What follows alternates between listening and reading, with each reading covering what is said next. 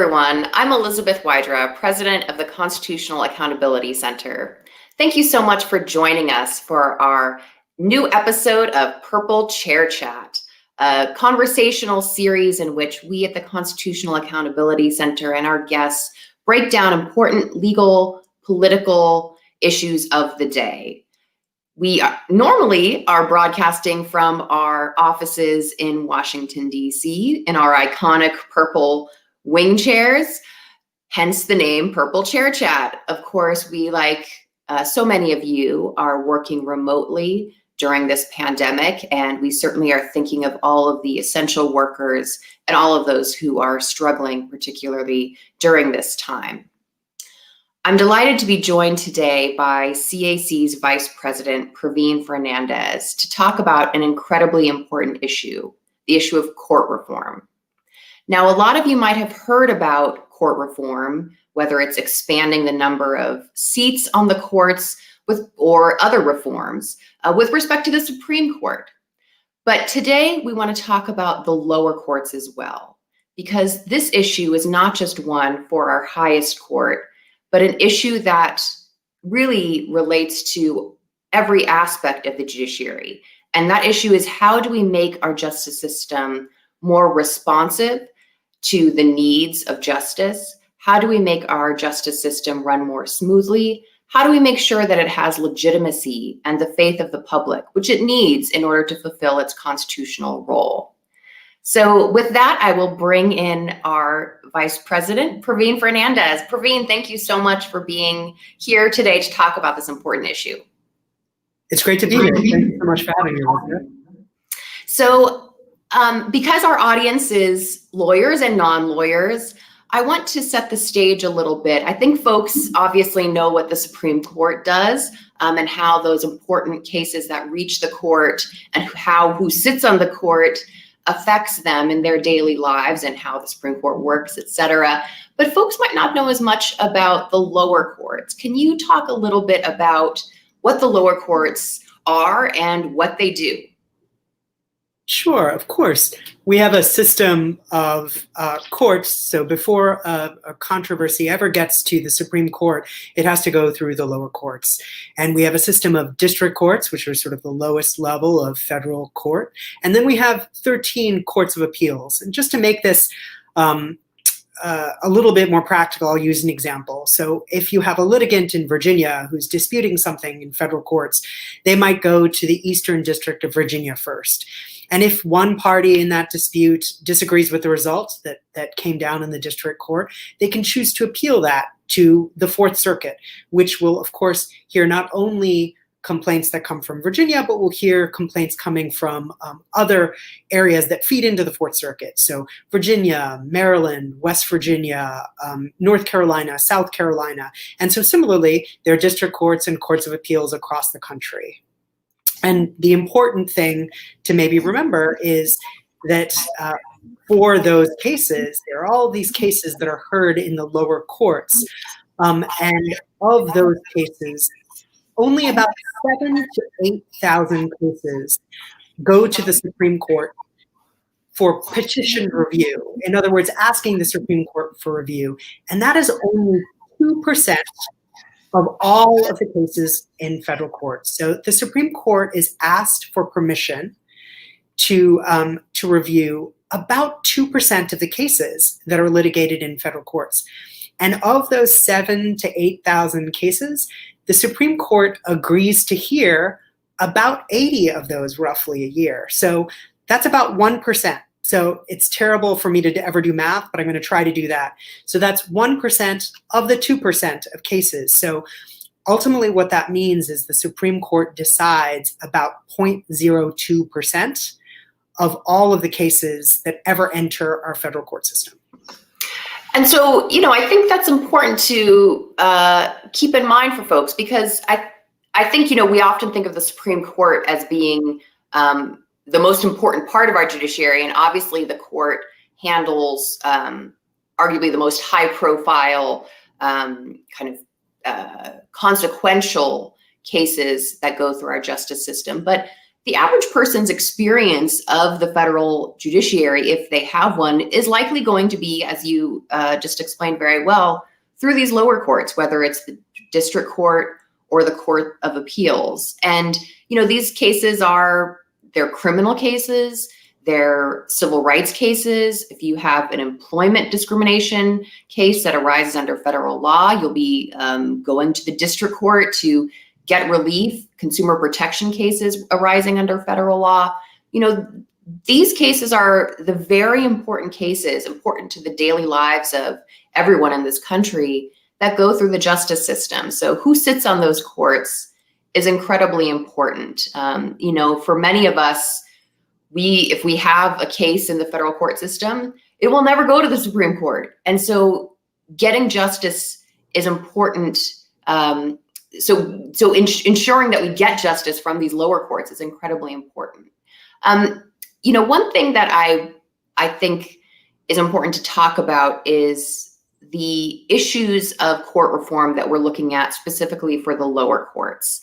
And this is something that a body called the Judicial Conference has looked at and made recommendations about. Can you talk to us a little bit about the issues that the Judicial Conference has seen thus far and what even the Judicial Conference is? Sure. I'm going to backtrack just for a second and say you're so right about the importance of the lower courts. For the vast majority of federal litigants, a decision in district court or a court of appeals is the end of the line. And even for the things that get to the Supreme Court, the lower courts are important because they refine the issues that the Supreme Court would consider. And so, to get to your second question, which is a great one, the Judicial Conference is the nonpartisan sort of policy-making body that makes policy for the federal courts. It's a nonpartisan body that is established by statute, and it's chaired by the Chief Justice of the U.S. Supreme Court. So currently, it's chaired by Chief Justice John Roberts.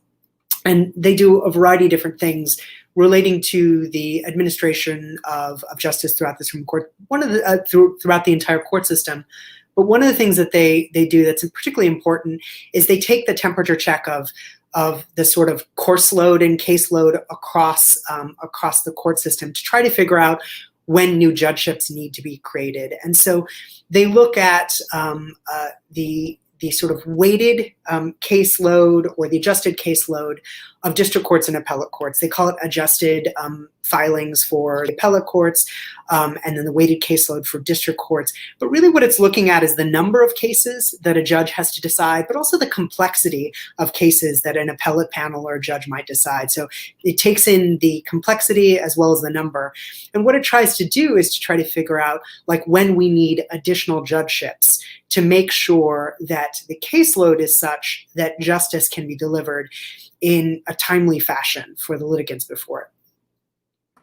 And so, this Judicial Conference, as you noted, is a nonpartisan commission. It has obviously the Republican-appointed Chief Justice of the Supreme Court at its helm. And these recommendations, I think are of a slightly different, at least temperature, to use a word that you used, than some of the court expansion proposals for the Supreme Court, because in a lot of ways they are very much just about ensuring that the wheels of justice move swiftly and smoothly, and making sure that the district courts and the federal courts of appeals have the resources they need to adjudicate the cases before them. So there's clearly this nonpartisan, bipartisan argument for why we need to expand the lower courts of appeals, adding judgeships to the Court of Appeals, adding judgeships to the district courts. So when was the last time that happened? I think it was several decades ago, right? You're exactly right. Elizabeth, the last time a substantial increase in the lower courts happened, it was in 1990. So that's 30 years ago, precisely. And so, occasionally you've had one or two judgeships that were created, but the last time a significant expansion happened, it was 30 years ago.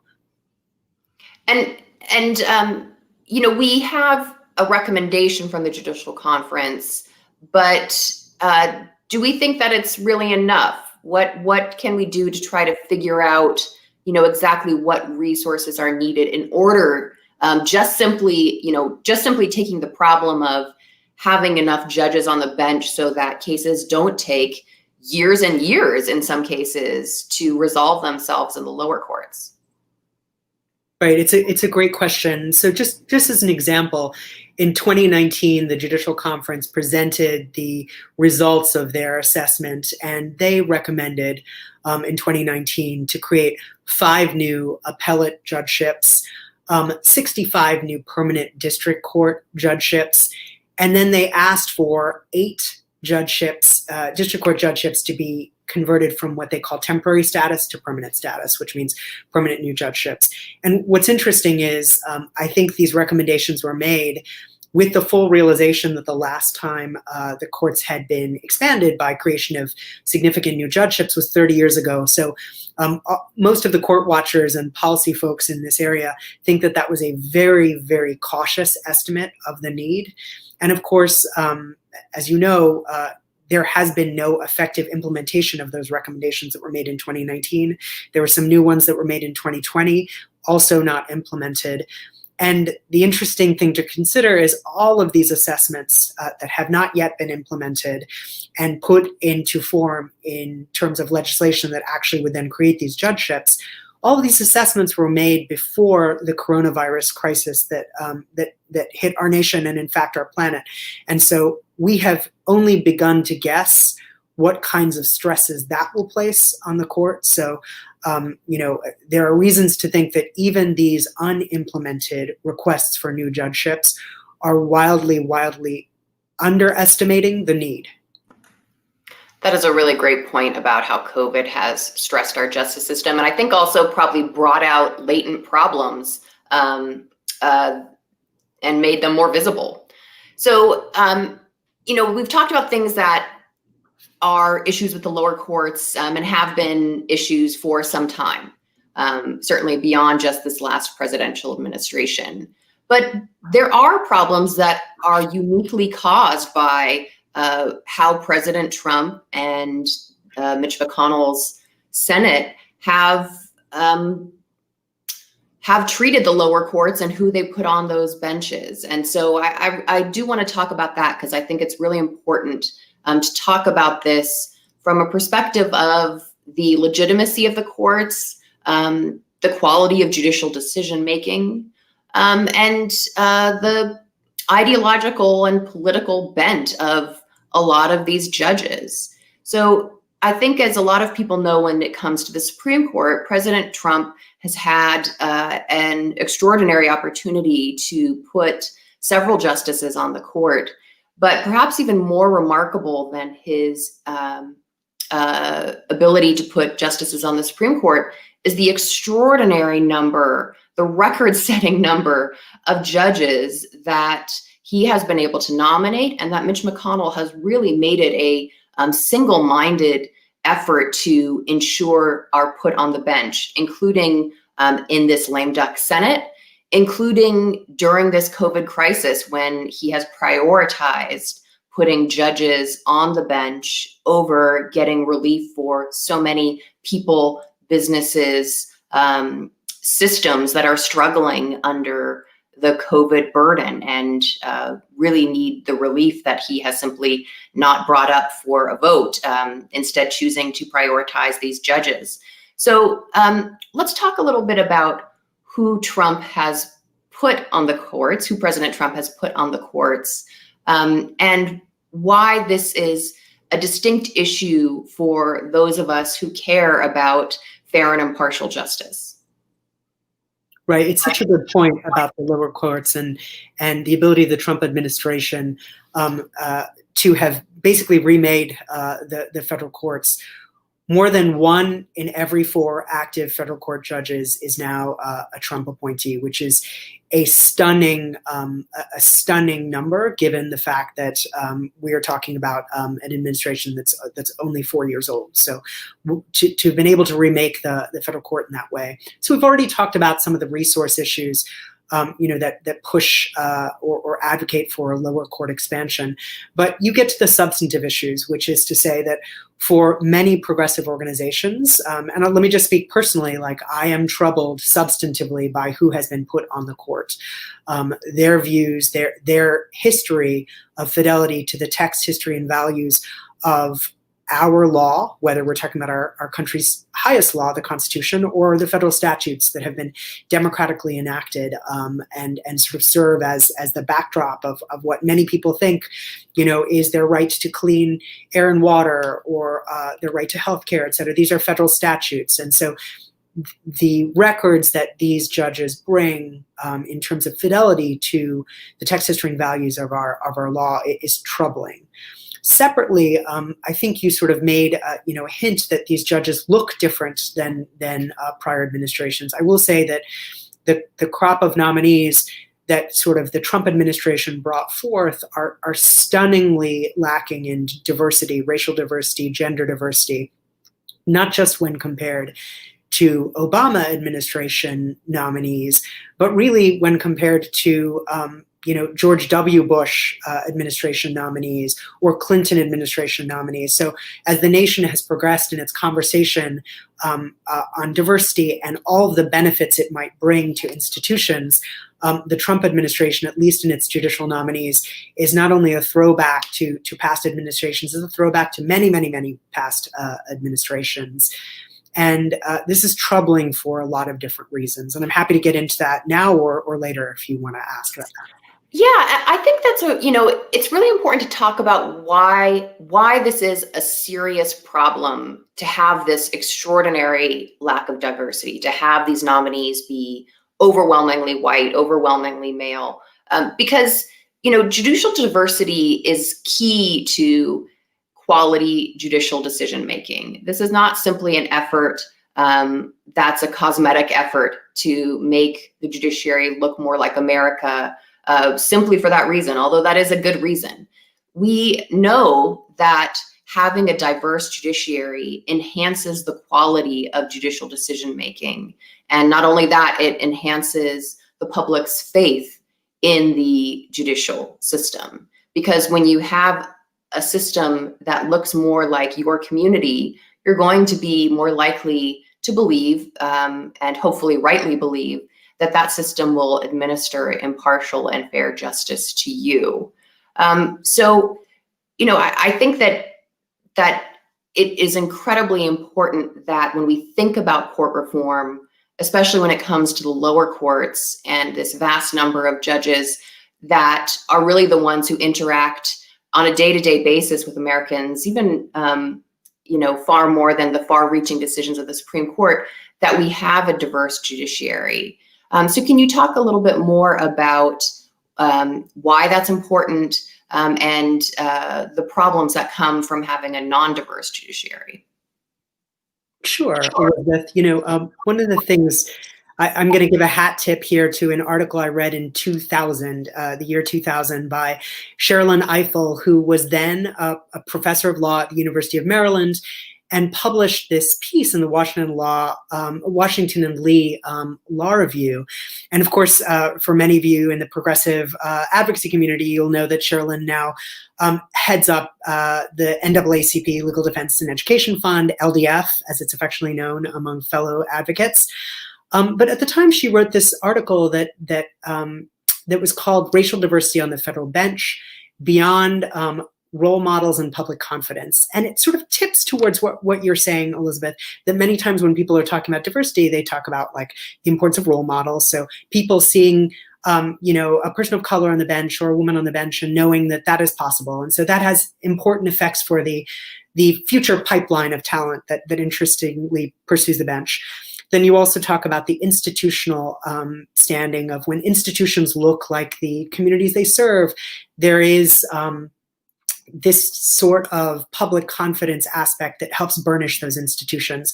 But this article urges us to go beyond that, as you were sort of, hinting that we should, to look at the substantive difference that diversifying a bench makes. And she looked here at judges of color and white judges and the ways in which there were studies that suggested that there were results that were very different on employment discrimination cases that came when you had judges of color deciding these cases. And it suggested that there was a substantive difference. And then her findings were then taken up by people in 2008, Christina Boyd, Lee Epstein, and Andrew Martin, who then looked at the causal effects of sex on judging, and then looked at what happens when you diversify benches and have women on the bench. And they specifically looked at appellate panels, and what they found was what they described as a panel effect. And that suggested that when a woman was on a panel, a 3-judge appellate panel, the men on the bench were more likely to find, for a sex discrimination plaintiff. When they were looking at the individual judicial decision-making, they found that male judges were less likely than their female counterparts to be open to those kinds of arguments and decide in favor of a sex discrimination plaintiff. And so what they found was, aside from that individual judicial making decision, they found that there was an effect on panels even when the woman wasn't making the decision. So the female judge wasn't writing the opinion, but she had an effect on her male peers. And what this suggests is, beyond looking for fair and impartial judges, which we should look at, we should also look at institution as a whole, systemically, and we should look for a fair and impartial judiciary, which looks at the effect not only of individual judges, but the effect that diversifying the bench has on the entire bench as a whole. So I think that's so important that, this is about the quality of justice. And I think that Sherilyn's article does such a great job of making that clear. And obviously it's been very influential and continues to be on these discussions. And, I think one other aspect of diversity that we hope to see in the next cadre of judicial nominees is diversity of background. There have been a lot of nominees that come from the prosecutor's office, or maybe corporate law firms, or even academia.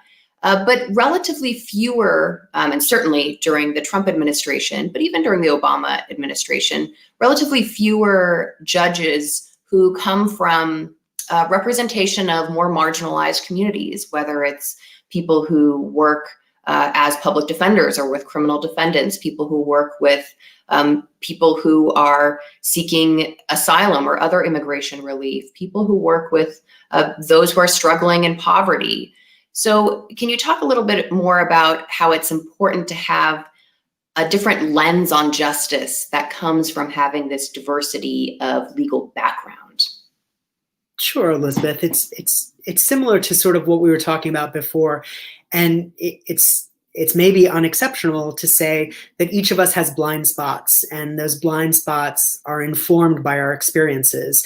And so, when you are talking about structural or systemic impartiality and fairness and quality judicial making from the institution of the federal bench as a whole, you should want to staff around those blind spots. So if you have too many prosecutors, if you have too many of corporate lawyers who've come through large law firm backgrounds, then you are naturally going to have backgrounds that as an institution, the bench has not staffed around. And it is going to harm the quality of decision making. And just like these early studies have shown, whether it's talking about the experience of being a person of color in this country or being a woman in this country, the experience of being a public defender and seeing where some of those breakdowns in the distribution of justice happen, those are real. And, when public defenders are not properly represented on the bench, the quality of justice suffers. And those are absolutely things we'll have to address,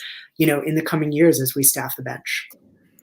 Yeah, speaking from my own personal experience, I can absolutely say that, having worked at a big law firm, having worked in a clinic that served defendants and petitioners who could not afford lawyers, having worked for immigrants and people caught up in the criminal justice system, it has made me an immensely better lawyer than simply having had the experience of just one of those institutions. If I'd only had the experience of academia, or if I'd only had the experience of working in a big law firm, seeing the justice system through the eyes of a person whose life is literally on the line in an asylum case, or someone whose liberty is at stake as they're incarcerated and seeking justice, is, I think, a really important lens on the judiciary that is important to have reflected on the bench. And, just thinking about Justice Amy Coney Barrett's response to one of her questionnaire, or I guess it was questions for the record, after her confirmation hearing about whether she'd ever been to a detention center. And she said, no. I think that it'd be interesting to hear how many other judges in the federal system similarly have never been to a detention center, whether it's a jail or a federal prison or an immigration detention center. And I think it's really important that that changes. So speaking of changing things, how do we ensure that these court reforms happen? Let's start with, how do they happen? I assume this isn't something that just President-elect Biden can do. I assume, actually, I know, I'm not going to play cute. I know it's something that Congress needs to do. So let's talk about that. You're absolutely right. These additional judgeships are created by statute, and there are two ways that this has happened. Historically, there are sort of omnibus judgeship statutes, which create, en masse, like a number of new judgeships informed by the Judicial Conference's recommendations. But as you pointed out earlier, that hasn't happened for decades. There's been 30 years and there hasn't been a substantial one. Over years, you can also add, judges one by one to other moving vehicles, other pieces of legislation that are passing, appropriations that are sort of must-pass appropriations where people will add like one or two judgeships. But ideally, this would happen in a piece of legislation that is, sponsored, that creates a lot of judgeships. And I should say that this should not be a partisan issue. If you care about the quality of decision-making in these institutions, you should care about increasing the number of judges on our federal lower courts. And, there's some evidence to say that it doesn't have to be. I will say that Senator Todd Young from Indiana introduced a piece of legislation just last month. So we're not talking about something that happened ages ago. So in the shadow of these elections, just last month on October 1st, he introduced Senate Bill 4779, which is called the Judges Act, to try to implement some of the recommendations of the Judicial Conference. So, obviously this congressional session is about to end, but there can be similar bills like this that start really at the beginning of our next session of Congress. And if we look back at the Republicans who just sponsored legislation just last month and said, you cared about this just last month, and it's time to sort of band together and make sure that the federal courts are up to the task and the many challenges that were already before them, and the tasks that have only gotten larger now that the nation is grappling with the COVID-19 crisis. And so, I'm hoping that will happen. This is obviously a piece of legislation that would have to go through the House and Senate and then be signed by the president or be passed, by a veto-proof, majority. Okay, so we need our elected leaders in Congress and the White House to make this happen. What can people do to help make that more likely? What are our action items that we can take? As you noted, this should be a bipartisan, nonpartisan issue. So we should be focusing on Democrats, Republicans, independents, everyone in Congress who cares about the judicial system working properly, which I hope is everyone. But what can everyday Americans do to help make this happen? Well, I think, tell your elected representatives. So to tell your members of Congress, tell your senators that you care about the lower courts. When there are town halls, so many people go to these town halls or go meet with their elected representatives, whether it's in the House or in the Senate, and they talk about issues that they care about. But, for instance, to talk about the Affordable Care Act, but then not to talk about judges who then will decide its fate, it is really short-sighted. It doesn't protect your issues the way you should. So when you speak with your elected representatives, whether that's informal town halls or whether that's fundraisers where you go support members, you should talk about these issues, whether it's judicial nominations, or the size of the lower courts and the need to expand them to make sure that people not only have quality justice, but timely justice in our federal courts. As someone once said, no matter what issue is your ticket to the dance and what brings you to the dance, the courts and judicial nomination should be your plus one. So I think, that's a first step.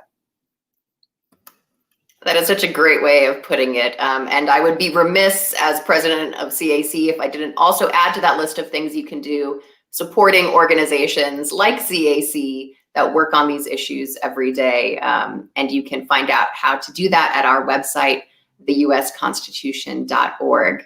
Thank you so much, Praveen, for joining us today and for really giving that, I think, just comprehensive and great overview of why the lower courts are important and why it's important that Congress and the White House focus on expanding and otherwise making sure that the wheels of justice in the lower courts run smoothly as well. Thank you so much, Praveen. And thank you to everyone who tuned in today.